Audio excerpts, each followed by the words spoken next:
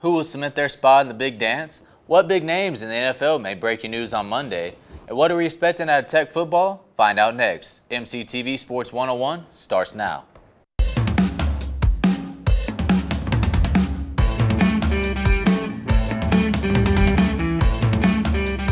Welcome to MCTV Sports 101. I'm Kyle Stafford. And I'm Billy Ingle. With only a few days left till Selection Sunday, 20 of the 32 automatic bigs to the big dance are still up for grabs. We've already seen some major upsets in the mid-major conference tournaments as some of the favorites have faltered and bubbles have burst. Billy, can we expect some more upsets in the coming days to Selection Sunday? And who are your conference favorites heading into the weekend? Well, just talking about big conferences out there, there's a lot of names, the Michigan States, the Oklahomas, the Kansases, the ones that everyone's expecting to do well. But whenever I'm looking at these conference tournaments and who really needs some big wins, I want to go into the last four out right now. We've got Minnesota, Florida State, Missouri, and California. Yeah. Now, California is in the Pac-12, where this conference isn't the strongest of conferences. So I believe if they can make a run here and get some big wins in this conference tournament, I think that can really holster their spot back into the big dance. Yeah, and California, Oregon, I think right now the favorite in the Pac-12. I mean, they're a top 10 team. Mm-hmm.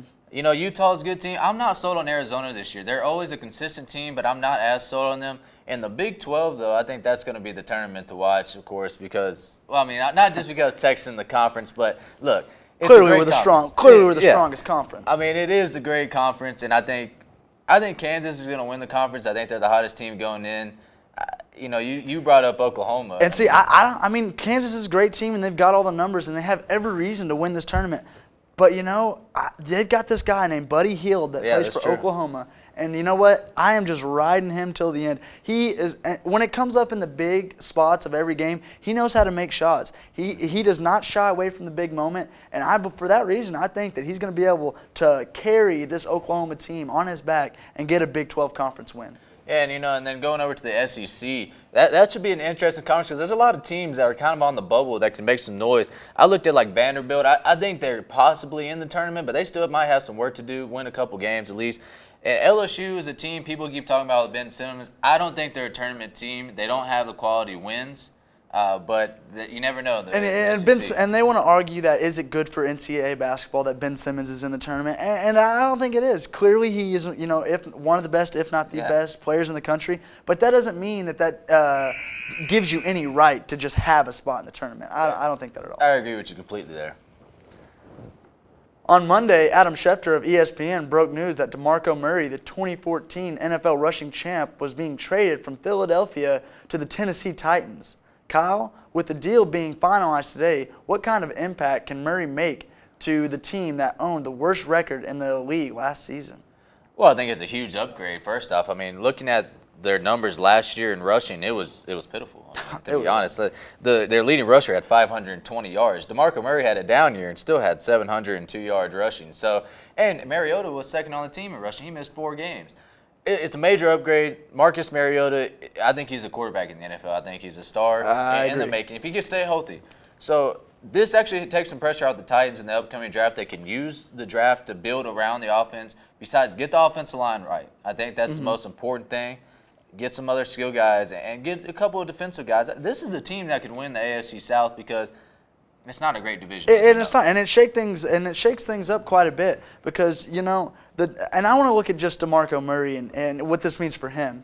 Going off in Dallas, he had 1,800 rush yards and 13 TDs, and he carried the ball 300, almost 400 times. In Philadelphia, his carries went down significantly, all the way down to 192, only 702 rush yards, which isn't a bad year, but for a man of this caliber, you expect him to be doing more. And so this move to the Titans, I think it just revamps him, gives them new scenery, and hopefully can get him focused on football and running the ball well. Well, you remember he was upset in Philadelphia last year, especially with Chip Kelly. He didn't like the way the organization was run. Went to the owner and general manager trying to talk about Chip Kelly, maybe even get a trade. I think it's a big deal. Like you said, obviously if he can go back to his 1,800 yards, he doesn't have to, but if he could get there, I think that would be pretty impressive for him. In breaking NFL trade news, Adam Schefter reports that Matt Forte has agreed to join the Jets organization, as well as Brock Osweiler has agreed to leave the Broncos and join the Houston Texans. Kyle, what does this mean for these players moving forward? Well, I think it means almost more for the team than it does the players, because I think the Texans are a team that's a quarterback away. They got a defense to win. They got DeAndre Hopkins. If they can get a running back in this year's draft, they released Arian Foster a couple of days ago. It could be big for the Texans and the Jets. That's another playmaker to add to that offense. If they can get Ryan Fitzpatrick to play the way that he played last year, along with those offensive weapons and Brandon Marshall and Eric Decker, this pickup of Matt Forte could really mean a lot for the Jets, along with that great defense that they've already built. But another question I want to go to is, Kyle, why did Brock Osweiler leave the Denver Broncos? I mean, I get it, the Houston Texans, they're your team, and I'm not even saying it's a bad move, but why did he do that? I don't know. You won a Super Bowl with the Broncos. You had games. I don't know. Maybe he was upset about being benched by Peyton Manning. He was playing well. It's not like he did anything to lose the job. I mean, he could have been upset about that. Maybe the Texans offer more money. We don't have all the information yet on it because it's just the reports for right now. The Texans got a chance. They got a great defense, kind of like Denver. Denver had a great defense. So, we'll see how Brock Osweiler does in Houston. Sounds good. Well, sticking with the NFL, Peyton Manning announced his retirement on Monday after playing 18 seasons and winning 2 Super Bowls. Billy, is this the right move for Peyton, and what kind of legacy is he going to leave behind? Well, I just want to start off by saying, this is completely the right move for Peyton Manning. I mean, everyone could see it in this last season that he was playing, that he just doesn't have any more gas in the tank. That's true. I mean, the mind and the preparation is still there for Peyton Manning, and he's going to be, and that's always will be there for him. But, no one can outrun Father Time. Yeah. And it has just caught up with him, and his ability to throw down the field is just every year decreased. Mm-hmm. And so I definitely believe it was the right time for him. Now, as for his legacy, I mean, Peyton Manning is one of the greatest quarterbacks to ever play this game. In my opinion, he's one of the top 3. And just to put into perspective how good Peyton Manning is, he holds 21 NFL records. 21. That just speaks for itself right there. I mean, if you want to talk about a record and legacy that he leaves behind, just look at his stats.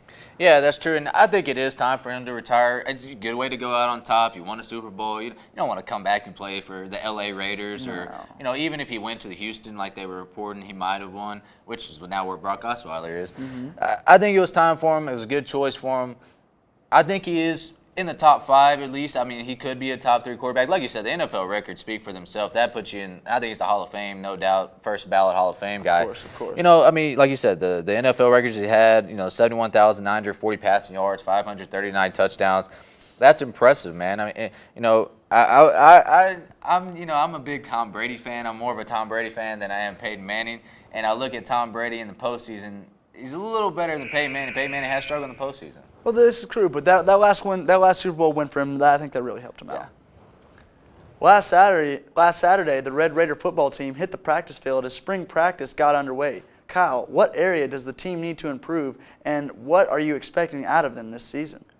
Well, I think the first area is defense. I mean, that's the main area. There's no surprise there. Look, the offense is as good as it can be. I mean, the offense is one of the best in the nation. They were top 2 in almost every, pretty much every statistic. Yeah, it was, points scored, 41 per game, second in the FBS. So. Yeah, only behind Baylor. This is a good offense behind Patrick Mahomes. 4,653 yards last year, 36 touchdowns.